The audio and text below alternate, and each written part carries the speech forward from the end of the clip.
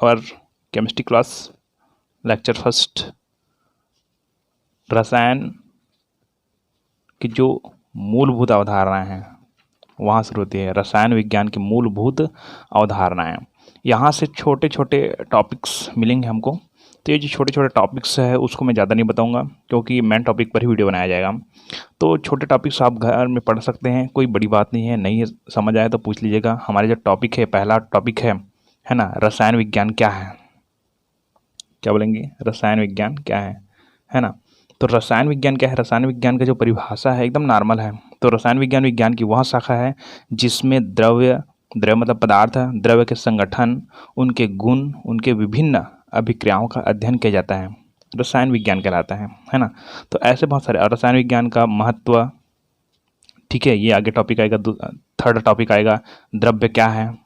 तो वह वस्तु जो स्थान घेरती है जिसका द्रव्यमान होता है ना। अभी जो बता रहा हूँ द्रव्य के बारे में बता रहा हूँ। द्रव और द्रव्य अलग अलग है ना, ठीक है। द्रव्य मतलब परिभाषा, पदार्थ। तो वह वस्तु जो कि स्थान घेरता है, क्या घेरता है? स्थान घेरता है ना, स्थान घेरता है और जिसका द्रव्यमान होता है, स्थान घेरता है, द्रव्यमान रखती है, तथा जिसका अनुभव हमारी ज्ञानेंद्रियों के माध्यम से किया जा सकता है, वो क्या कहलाता है? द्रव्य कहलाता है ना। तो ये सब समझाने की ज़्यादा ज़रूरत नहीं है। द्रव्य की अवस्थाएं देखें तो भौतिक अवस्थाएं, एक्चुअली में जो द्रव्य की 5 अवस्थाएं होती है ना। तो 5 अवस्था में ठोस, द्रव, गैस, प्लाज्मा एवं बोन आइंस्टीन अवस्था, 5 अवस्था होती है। लेकिन हम लोग केवल 3 अवस्था के बारे में यहाँ पर पढ़ेंगे, है ना। तो यहाँ पर 2 प्रकार से बांटा जाता है। एक तो भौतिक वर्गीकरण किया जाता है द्रव्य का जी, और दूसरा किया जाता है रासायनिक वर्गीकरण, है ना। तो भौतिक वर्गीकरण के लिए, भौतिक वर्गीकरण के अंतर्गत हम उसको बांटेंगे द्रव्य को 3 भागों में, ठोस और गैस। अब भाई आप इतने बड़े क्लास आ गए तो ठोस, द्रव, गैस को थोड़ी बताया जाएगा, है ना। चलिए, तो ठोस क्या है आप लोग वहाँ से क्लियर कर लीजिएगा, है ना। दूसरा आता है आपका रासायनिक वर्गीकरण। तो रासायनिक वर्गीकरण में हमको इसको 2 भागों में बांटेंगे। पहला तो शुद्ध पदार्थ हम बांटेंगे, है ना, शुद्ध पदार्थ में बांटेंगे, है ना। तो शुद्ध पदार्थ क्या है बोलेंगे? तो वह पदार्थ जिसमें अवयवी कण रासायनिक प्रकृति से एक ही प्रकार के होते हैं, ठीक है। शुद्ध पदार्थ, क्या नाम इसका है? शुद्ध पदार्थ। तो शुद्ध पदार्थ क्या है बोलेंगे? तो आप लोग क्या बोलेंगे कि वह पदार्थ जिसमें अवयवी कण रासायनिक प्रकृति से एक ही प्रकार के होते हैं, शुद्ध पदार्थ कहलाते हैं, है ना। और शुद्ध पदार्थ के बाद देखिए हम लोग द्रव के अवस्थाएं पढ़ रही है ना। ये भौतिक अवस्था में 3 आता है, ठोस, द्रव, गैस, है ना। और रासायनिक वर्गीकरण में, अच्छा, भौतिक वर्गीकरण में 3 आता है, रासायनिक वर्गीकरण में 2 मुख्य रूप से, ना। तो एक शुद्ध पदार्थ हो गया, तो वह पदार्थ है जिसमें अवयवी कण है, जो उसके अवयव है, उसके अवयवी कण हैं, वो रासायनिक प्रकृति के एक ही प्रकार के होते हैं, है ना, शुद्ध पदार्थ कहलाते हैं। अब शुद्ध पदार्थ के अंतर्गत बहुत सारे और चीज़ आएंगे, तत्व आएंगे, यौगिक आएंगे। तो तत्व की परिभाषा, यौगिक की परिभाषा आप छोटे क्लास में पढ़ चुके हैं, है ना। तत्व और यौगिक क्या है ना, वो देख लीजिएगा। तत्वों के प्रकार देखते हैं। तत्व के प्रकार में क्या होता है कि धातु आता है और अधातु आती है। धातु आती है, धातु क्या है भाई, पढ़ चुके हैं आप लोग। तो ये सब आप बुक में मिलेगा आपको, है ना। ये सब टॉपिक्स है वो, है ना। उसके बाद यौगिक आता है। यौगिक क्या है? तो यौगिक क्या है आप लोग जानते हैं, है ना। यौगिक के प्रकार देखते हैं। तो यौगिक में 2 प्रकार है, अकार्बनिक यौगिक और कार्बनिक यौगिक। ये भी एकदम नॉर्मल है ना। उसके बाद दूसरा आता है मिश्रण। रासायनिक वर्गीकरण में एक शुद्ध पदार्थ आता है, दूसरा आता है मिश्रण। शुद्ध पदार्थ के अंतर्गत क्या क्या है बोलेगा मैंने तत्व और क्या आता है? यौगिक, ठीक है। तत्व और यौगिक आता है। तो तत्व की परिभाषा आप लोग वहाँ से पुस्तक निकाल लीजिए, कोई छोटी बड़ी बात नहीं है ना। एलिमेंट्स बोलते हैं उसको, धातु, अधातु, ये बहुत सारे, है ना। अब यौगिक का भी, अब मिश्रण आता है। तो मिश्रण तो हम लोग पढ़ चुके हैं पहले से, है ना। मिश्रण क्या है? 2 या 2 से अधिक तत्वों या यौगिक जो कि आपस में रासायनिक संयोग नहीं करते हैं, किसी भी अनुपात में मिलने पर प्राप्त पदार्थ मिश्रण कहलाता है। रिपीट करके सुन लीजिएगा इसको, है ना। तो ये हो गया शुद्ध पदार्थ। आगे आता है मिश्रण के प्रकार, शुद्ध पदार्थ बोलता हूँ जी, मिश्रण। 2 या 2 से अधिक तत्व या यौगिक का जो आपस में रासायनिक संयोजन नहीं करते हैं, किसी भी अनुपात में मिलने पर प्राप्त पदार्थ मिश्रण कहलाता है। मिश्रण के प्रकार, समाग्य मिश्रण, ठीक है, जिसमें अवयवी कण समान रूप से वितरित हो जाते हैं, वो समागी कहलाता है। और जिसमें अवयवी कण समान रूप से वितरित तो वो समागी कहलाता है। तो उसके बाद आता है ना, ये पॉइंट है आपका। उसके बाद है परमाणु और अणु। तो परमाणु ही पढ़ चुके हैं, किसी तत्व का वहाँ सूक्ष्मतम कण जिसका स्वतंत्र अस्तित्व हो भी सकता है और नहीं भी हो सकता है, परमाणु कहलाता है। ठीक है। अणु क्या है? दो या दो से अधिक परमाणुओं का समूह जिसमें परमाणु रासायनिक बंध द्वारा आपस में जुड़ रहते हैं, अणु कहलाती है। तो ये सब मैं इसलिए बता रहा हूँ क्योंकि ये नॉर्मल कॉन्सेप्ट है ना। ठीक है, इसको हमको ज़्यादा लेना देना नहीं है ना, हम लोग इसको जरूरी नहीं कि हम लोग पढ़ेंगे। उसका आता है मूल तथा आधारभूत इकाइयाँ। तो मूल तथा आधारभूत इकाइयाँ क्या आते हैं? पद्धति आते हैं, मात्रक की पद्धति, जैसे कि लंबाई है, द्रव्यमान है, समय है, तापमान है, विद्युत धारा वगैरह। तो ये जो इकाइयों की पद्धति है, तो बहुत सारे पद्धति हैं, जैसे कि CGS पद्धति होती है, एक होता है FPS पद्धति, MKS पद्धति और अंतर्राष्ट्रीय पद्धति SI पद्धति। तो ये सब पढ़ने का है आप लोगों को, है ना। और आगे था तो द्रव्यमान और भार। द्रव्यमान क्या है बोलेंगे तो किसी पदार्थ की मात्रा हो क्या कहलाती है? द्रव्यमान कहलाती है। और उस पदार्थ का भार, ठीक है, उसकी गुरुत्वाकर्षण बल है। द्रव्यमान और भार आप लोग पढ़ चुके हैं, है ना। तो ये सब बहुत सारे टॉपिक से मिलेंगे आपको, तो वो सब टॉपिक आप केवल पढ़िएगा, फेयर मत करिए ज़्यादा, और कर देंगे तो कोई दिक्कत नहीं है, आप कर भी सकते हैं। ठीक है, लेकिन पुस्तक में रहेगा ही वो। अब हमारा जो मेन टॉपिक है, ये 5 मिनट के बाद हमारा मेन टॉपिक शुरू होता है ना। चलिए, तो द्रव्यमान संरक्षण का नियम, द्रव्यमान संरक्षण का नियम। तो इस सभी वीडियो को ध्यान से देखिएगा। ठीक है, रासायनिक संयोजन के नियम के अंतर्गत हमारे पास कितने प्रकार के नियम हैं?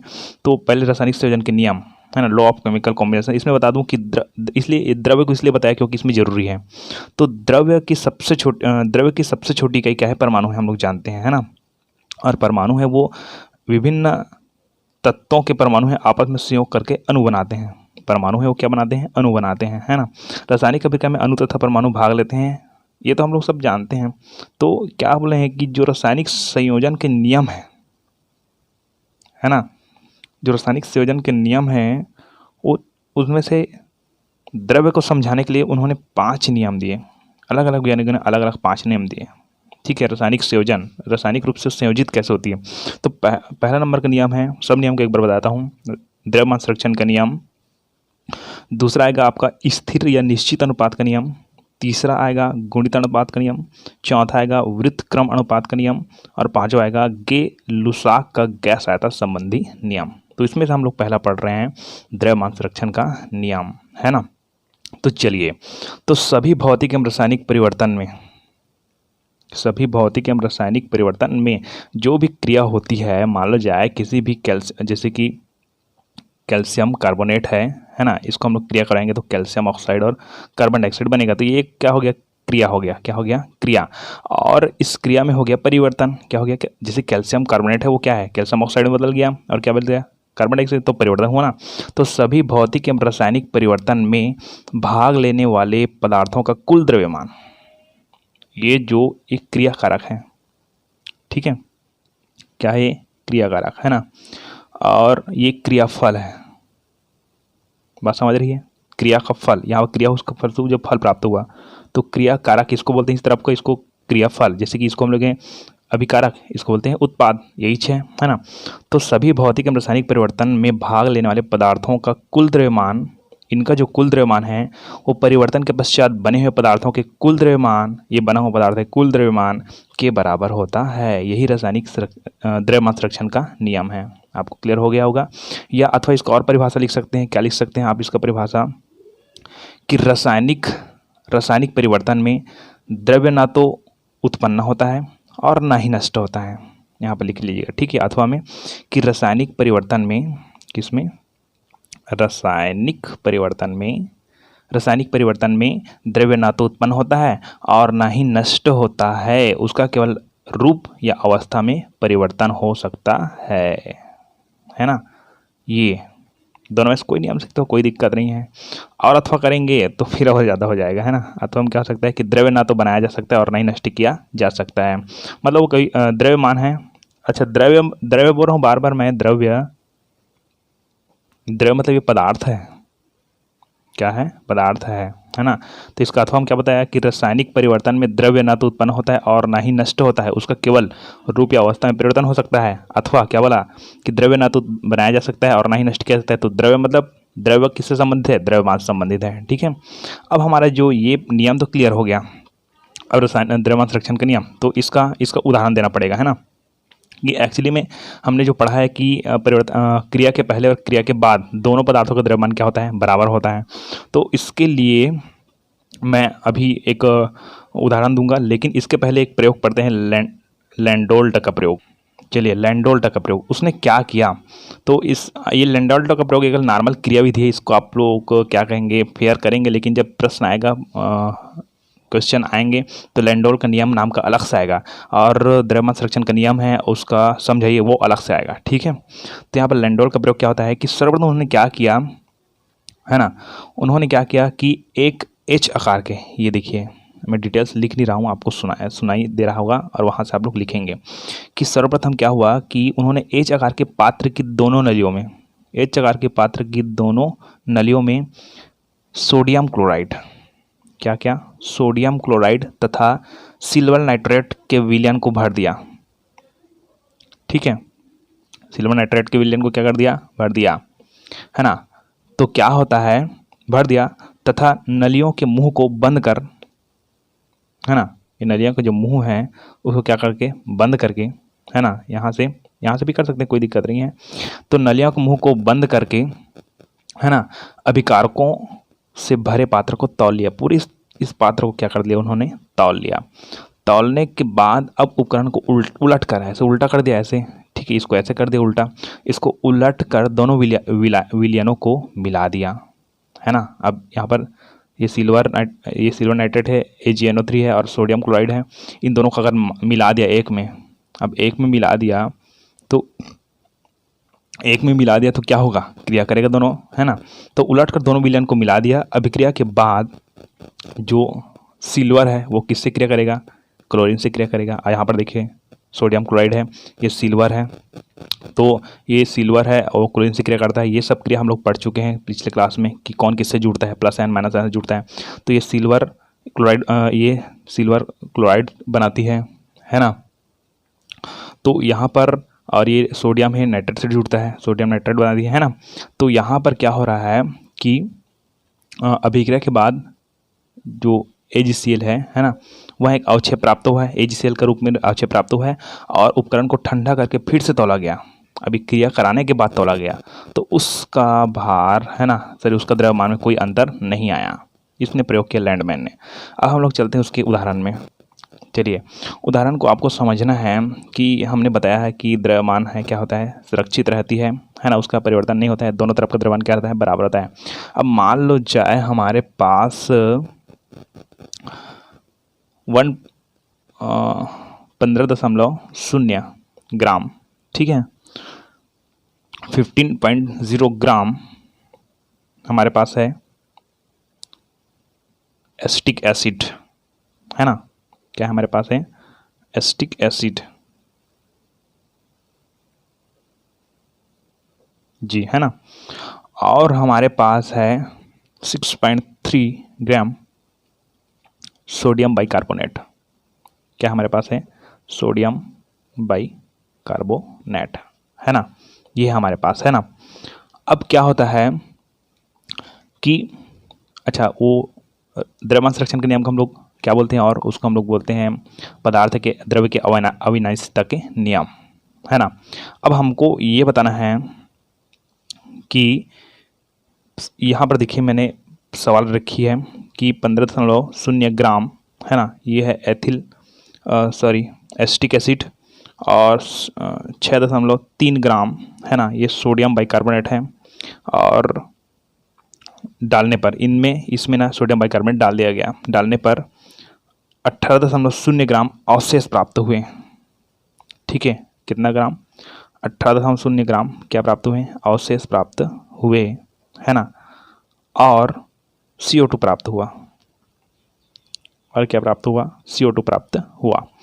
अब आपको ये बताना है कि CO2 की मात्रा बताइए। इसका मात्रा उसने बता दिया है, कितना ग्राम बता दिया है, 18.0 ग्राम बता दिया है जो अवशेष प्राप्त है। अब CO2 की मात्रा बताइए। तो हमको ये एसिटिक एसिड की मात्रा बताया गया है 15.0, ठीक है। अब सोडियम बाइकार्बोनेट का, तो सोडियम बाइकार्बोनेट की मात्रा बता दी है 6.3 3 6.3 है ना। अब इसकी मात्रा बता दी 18 है ना भाई, और इसकी मात्रा आपको ज्ञात करना है। तो आप देख लीजिए कि मान लो जाए 15 और 6.3 को अगर जोड़ते हैं तो प्राप्त हो जाता है 21.3 ग्राम। तो यही पूरा हिंदी का यूज़ कर रहा हूँ ना, क्योंकि मैं हिंदी मीडियम वाला हूँ है ना, इसलिए यहाँ पर मैं 21.3 नहीं बोल रहा हूँ, 21.3 बोल रहा हूँ, ठीक है। तो यहाँ पर क्या हो रहा है कि 21.3 ग्राम है ना।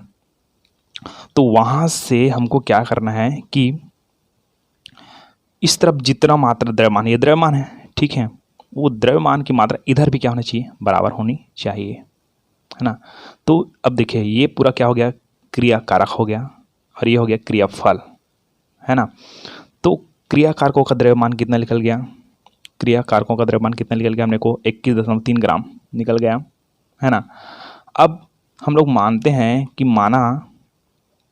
माना कि जो CO2 है, CO2 का द्रव्यमान है ना, वो कितना है, x है, कितना है, x है। हमने मान लिया कि CO2 का द्रव्यमान क्या है, x है, इसका है ना। और जो अवशेष ये प्राप्त हुआ है ना, देखो अवशेष प्राप्त हुआ है, ठीक है ना, उसका कितना है 18.0 ये है। तो CO2 का द्रव्यमान क्या है, ये तो हो गया। तो देखिए यहाँ पर एसिटिक एसिड का 15.0 है ना, और 6.3 ये बराबर होता है, क्योंकि अभिक्रिया के पूर्व अभिक्रिया के पश्चात द्रव्यमान क्या होती है, बराबर। तो 18.0 गुणित प्लस ये प्रश्नवाचक, बात समझ रही है आपको, है ना। मतलब क्या होता है कि 21.3 बराबर 18.2, इसको एक मान लेते हैं, अच्छा प्रश्न एक मान लेते हैं, है ना, एक माने हैं ना हम लोग। तब क्या होगा कि 100 बराबर क्या हो जाएगा भाई, 100 बराबर क्या हो जाएगा, 21.3 माइनस 18.0। तो 100 का मान कितना निकला, 100 का मान निकल गया क्या, 3.3, 100 का मान निकल गया 3.3, 100 का मान कितना निकल गया 3.3, 3.3 है ना। तो अब ये कार्बन डाइऑक्साइड की मान है 3.3 है ना। तो अब देखिए है ना 6.3 है ना, और 3.3। तो यहाँ देखिए कि इसका मान है 21.3 है ना, और इसका मान है, इसको देखिए 18 में हम लोग अगर जोड़ेंगे 3.3 को तो क्या हो जाएगा 21.3। तो इस तरफ भी 21.3 and 21.3। So this topic is solve, है ना। सो रासायनिक संयोजन नियम के फर्स्ट नियम द्रव्यमान संरक्षण का नियम कंप्लीट होता है। अगर यहाँ पर आप समझ नहीं आए तो आप मेरे से कांटेक्ट कर सकते हैं, ठीक है।